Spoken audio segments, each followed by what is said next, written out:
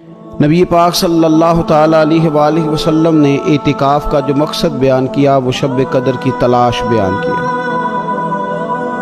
اعتکاف سے مراد یہ ہے کہ انسان سارا کچھ چھوڑ چھاڑ کے اللہ تعالیٰ کے گھر میں اس کی عبادت کے لیے، اس کو راضی کرنے کے لیے بیٹھ جائے، اور 10 دن جب وہ مسجد شریف میں حاضر رہتا ہے تو حضور صلی اللہ تعالیٰ علیہ وسلم فرماتے ہیں اللہ تعالیٰ اسے 2 حج اور 2 عمرے کا ثواب عطا کرتا ہے۔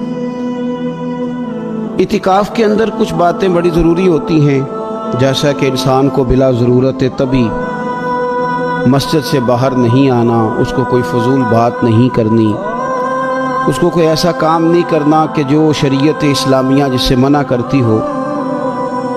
اس کے ساتھ ساتھ کچھ اعتکاف کے آداب بھی ہیں کہ اس نے 10 دن مسجد کے اندر رہنا ہے تو آخر اس نے کرنا کیا ہے۔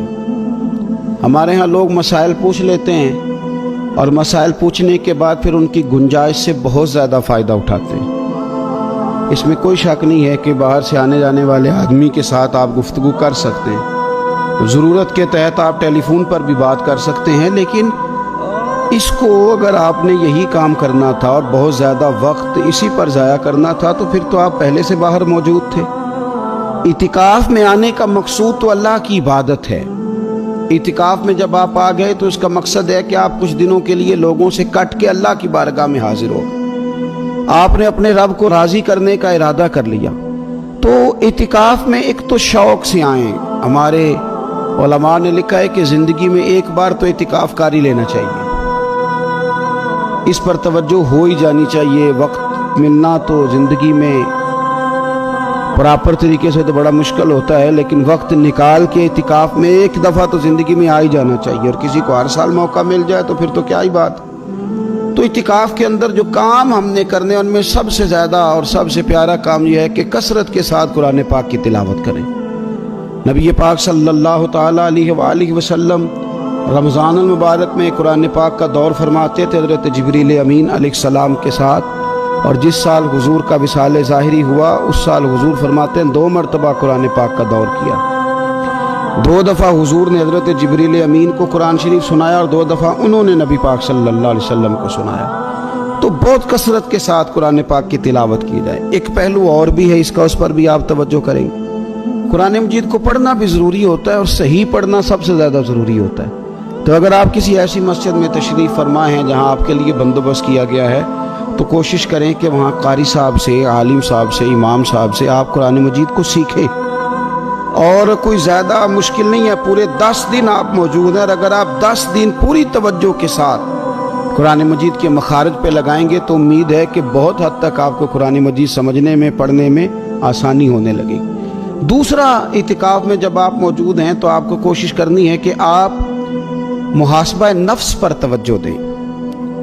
آپ اپنے اوپر غور کریں، زندگی میں کون سی ایسی غلطیاں ہیں جو جان نہیں چھوڑنی، ان کی کس طرح کر کے اصلاح کی جا سکتی ہے، کون سے ایسے کام ہیں جو میں کرتا ہوں تو اس غلطی میں زیادہ مبتلا ہو جاتا ہوں، اور کون سی ایسے کام ہیں، کون سی ایسی جگہ ہیں جہاں میں جاتا ہوں تو میرا ان غلطیوں سے نکلنے میں مجھے وہ جگہیں اور وہ کام مددگار ہوتے ہیں۔ تو اپنے محاسبہ نفس پر توجہ دی جائے۔ اعتکاف کے 10 دنوں میں موقع ملتا ہے انسان کو اپنے لیے سوچنے کا۔ حضرت مجدد الفسانی شیخ احمد فاروق سرہندی رحمۃ اللہ تعالی علیہ سے کسی نے پوچھا تھا کہ دنیا میں خوش نصیب شخص کون ہوتا ہے، تو فرمایا جسے دید قصور حاصل ہوتی ہے۔ حضور دید قصور کیا ہوتا ہے؟ فرمایا جسے اپنی غلطیاں نظر آنی شروع ہو جائیں۔ جب اللہ تعالیٰ کسی کے ساتھ بھلائی کا ارادہ کرتا ہے تو اس کی کمزوریاں، اس کی غلطیاں اس کے سامنے لاتا ہے تاکہ اسے اصلاح کا موقع ملے، اور جب ایسا نہیں ہوتا تو پھر تو لوگ جب غلطی مانیں گے ہی نہیں تو اصلاح کیسے ہوگی؟ تو اعتکاف کے 10 دنوں میں محاسبہ نفس پر خاص توجہ دیں، اپنی زندگی میں اپنا حساب کریں، اپنا حساب۔ اور جناب عمر فاروق رضی اللہ تعالیٰ عنہ کی وہ روایت ہمیں بتاتی ہے کہ حساب کر لو اس سے پہلے کہ تمہارا حساب کیا جائے۔ تیسری بات، ایک تو قرآن پاک پڑھیں گے، ایک محاسبہ نفس کریں گے، تیسری بات مراقبہ کریں۔ کچھ دیر کے لیے بیٹھیں، یہ غور کریں کہ رب تعالیٰ نے ہمیں نعمتیں کتنی عطا فرمائی ہیں، پھر یہ غور کریں کہ ان نعمتوں کے بارے میں، ان نعمتوں کے ساتھ ہماری عبادت کتنی ہے، ہمارا شکر کتنا ہے۔ زندگی اپنی کا حساب لگائیں، غور کریں کہ کتنا کچھ ہے جو ہمیں محنت سے ملا ہے اور کتنا ہے جو بغیر محنت کے ملا ہے، اور کون سی ایسی نعمتیں ہیں جن کا ہم نے شکریہ ادا کیا اور کون سی ایسی ہیں جن پر ہم نے کبھی توجہ ہی نہیں کی کہ یار یہ تو بہت بڑی نعمت ہے جو اللہ نے ہمیں عطا کی ہوئی۔ اپنی گردن کو جھکا کے تھوڑا غور و فکر کریں۔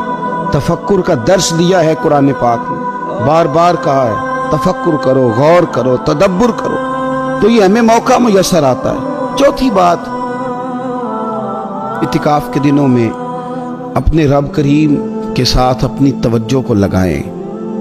قرآن حکیم نے جو کہا نا کہ رب کی عبادت اس طرح کرو کہ تمہیں نا یقین حاصل ہو جائے، کھول کر اس کی بارگاہ میں سجدے کریں، دعائیں مانگیں۔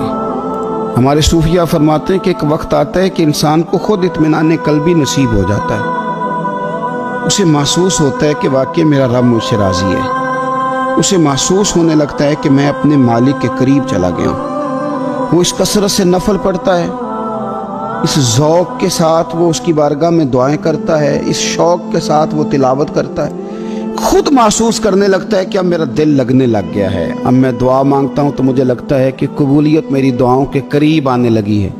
اللہ نے ہمیں یہ موقع دیا ہے کہ ہم خوب اس پر توجہ کریں۔ پانچویں بات اعتکاف والوں کی خدمت میں یہ عرض کرنی ہے کہ پورے 10 دن ہمارے پاس موجود ہوں گے اور ہم نے مسجد میں ہونا ہے، تو کیوں نہ ایسا کریں کہ از اول تا آخر، صبح سے شام تک ہم ہر وہی کام اسی طریقے سے کرنے کی کوشش کریں جو طریقہ ہمیں رسول پاک نے عطا فرمایا۔ ہمارا کھانا پینا، سونا جاگنا، بولنا حضور کی اتباع میں لے آئیں۔ ہم ان 10 دنوں میں ہم پریکٹس کریں کہ ہم نے سنت کے مطابق، حضور کے طریقے کے مطابق سارے کام کرنے۔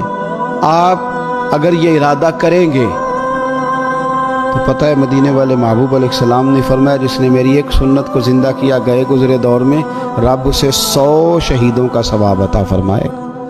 تو اتنا اعزاز ہے۔ تو ان 10 دنوں میں ہونا بھی مسجد میں ہے، ہونا بھی باوضو ہے، تو کیوں نہ سارے کام سیکھا جائے، پڑھا جائے اس سے پہلے کہ کھانا کس طرح کھانا سنت ہے، اور کس طرح بیٹھ کے کھانا سنت ہے، اور پھر کس طرح کر کے گفتگو کرنا حضور علیہ السلام کا مقدس طریقہ تھا، وہ کس طرح سے پھول جھڑتے تھے جن سے لوگ فیض حاصل کرتے تھے۔ تو اعتکاف میں اپنی مصروفیات کو ان 5 کاموں میں لگائیں۔ ایک تو تلاوت قرآن حکیم کریں، دوسرا محاسبہ نفس، تیسرا مراقبہ کریں، تدبر کریں، غور کریں اپنے اوپر بھی اور اللہ تبارک و تعالیٰ کی نشانیوں پر بھی، اور چوتھا یہ کہ کوشش فرمائیں کہ ہم اپنی عبادت کو، اپنی دعا کو، اپنے استغفار کو اس طرح کا بنائیں کہ ہمیں محسوس ہو کہ قرب الہی کے جانب ہمارا سفر ہے۔ اور 5واں، ان 10 دنوں میں سنت اور شریعت کی وہ ساری چیزیں جس کا دین ہم سے مطالبہ کرتا ہے۔ اب تو ہم بالکل دنیا سے ایک سائڈ پہ ہو کے بیٹھے ہیں، اب تو اس طرف توجہ کریں۔ اللہ تعالیٰ سمجھنے کی توفیق عطا فرمائے۔